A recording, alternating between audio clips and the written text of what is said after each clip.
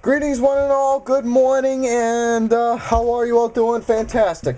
Okay, welcome to Video I in October, day number 16, and as you can see, I am currently solo again because I'm going to be doing a movie review on my own. Let's just say for this movie review, it's probably something that probably folks probably haven't heard of, but if you're a music buff, some of you probably heard this movie, some of you haven't, but I'm one of those people who's heard this movie, and this was something, in a way, it's kind of in a way, a guilty pleasure if you can say that you've seen this movie, in a way. But this was something for me I enjoyed in certain ways, in like both pros and cons. And I will explain that. As for the movie itself, this movie is based off of one of my favorite groups, Pet Shop Boys.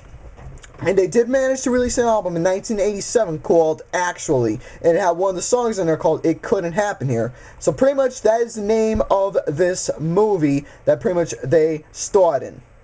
And pretty much the movie was directed by a guy named Jack Bond, starring the Pet Shop Boys, Neil Tennant and Chris Lowe as themselves, Joss Ackland as the priest, as Hitchhiker, the blind preacher, and we got Neil Dixon as the car salesman, and pretty much to Chaffer, the pilot.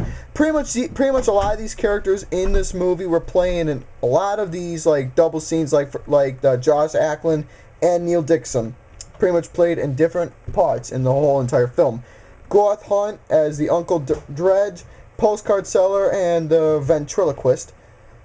That's pretty much all I can say. You'll see a lot of these characters, like the actors I just named, played in all these parts in this movie, playing as different varieties, like I just said. But pretty much, in a way, you won't pretty much recognize them in certain parts on account of pretty much they had different makeup changes and different voices and different everything, except for Neil Tennant and Chris Lowe as themselves. But basically, this movie itself, I'm gonna try and keep it to a short point, and not really describe much. I mean, anyways.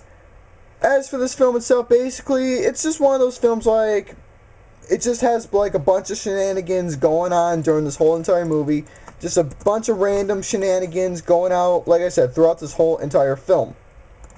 And, as for in a way, I mean, I might be wrong, correct me if I am wrong, but from my perspective, after seeing this movie, there wasn't really much of a plot to this movie at all, whatsoever. I didn't really see no plot at all in this film.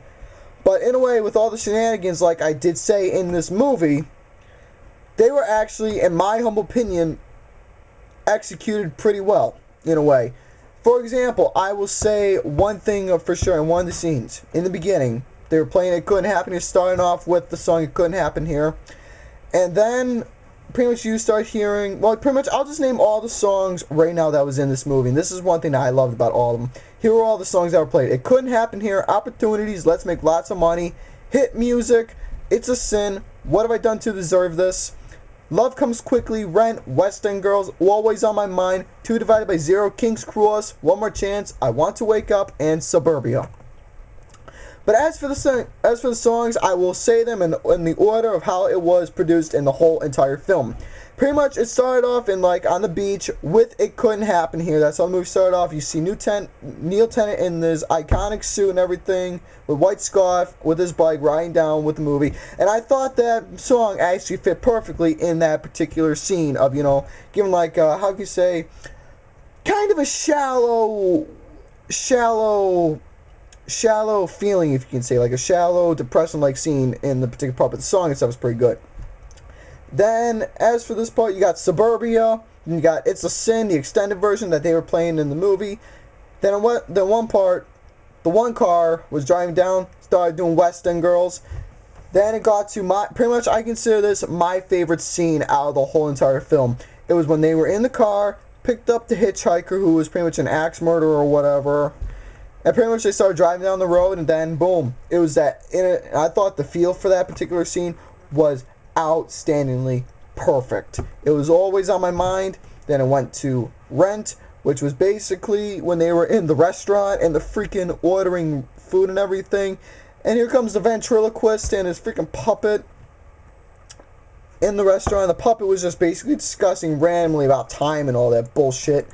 And pretty much in that one part, in a way, the way he was describing it, in my humble perspective, it didn't really make sense whatsoever what the puppet was describing, because, I mean, English and American and all that. I couldn't really understand what the puppet was really, describing throughout the whole entire part there. But the reason why I like that part, because it was just random, yet I thought it was funny in a way. Then it went to the song 2 divided by 0, then an extended version where Neil Tennant calls, I believe his mom, or his wife or whatever, his mom or wife in the movie. Pretty much the song What Have I Done to Deserve This that they actually did with Dusty Springfield on the album. Then they went to the song King's Cross, then One More Chance, then I Want to Wake Up, which was the ending of the film.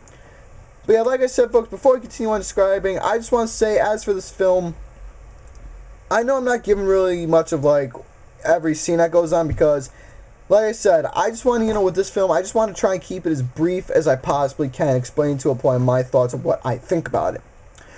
But anyways, as for the movie itself, I thought it was, in a way, for understanding it, the plot, I couldn't really understand it at all whatsoever, even though it had like a little bit of a prequel when Tennant and Lo were kids and whatnot, and they were with that blind priest and all that bullshit.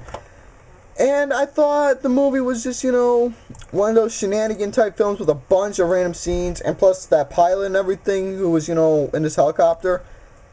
That was a scene, I don't know why the hell it was in the movie whatsoever, what was the point at all in that movie, but the way it was executed for it being just a random scene, I thought it was actually pretty swell in a way, having an overview of the plane and everything. I thought it was a fantastic show that they did of the airplane. But as for the movie itself, like I said, film didn't really have much of a plot or setting or anything, like what it was about, what the writing was about. It was just like one of those shenanigan movies. But for me personally, it was something I enjoyed. So you can say it's kind of a guilty pleasure in a way, because it contained lots and lots of Pet Shop Boys' music in there. And pretty much this movie was based off of their album, Actually. You can put it in that way. I enjoyed I enjoyed hearing all the fantastic songs that Pet Shop Boys did. It was great seeing them in a movie like this.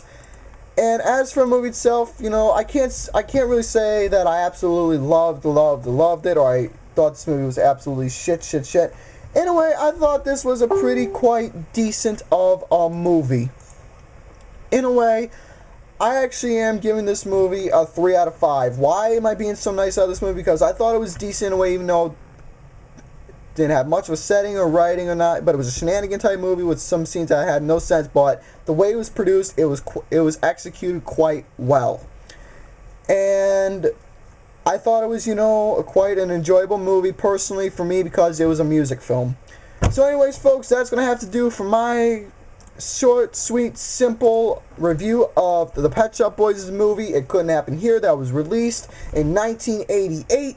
So for question of the day, what is your favorite song by the Pet Shop Boys? So please comment down below. Let me know what is your favorite song by Pet Shop Boys. It's probably West End Girls, but hey, it's an amazing song. So folks, I hope you all enjoyed this, and please subscribe for more fun games, more stuff to come, and ciao for now.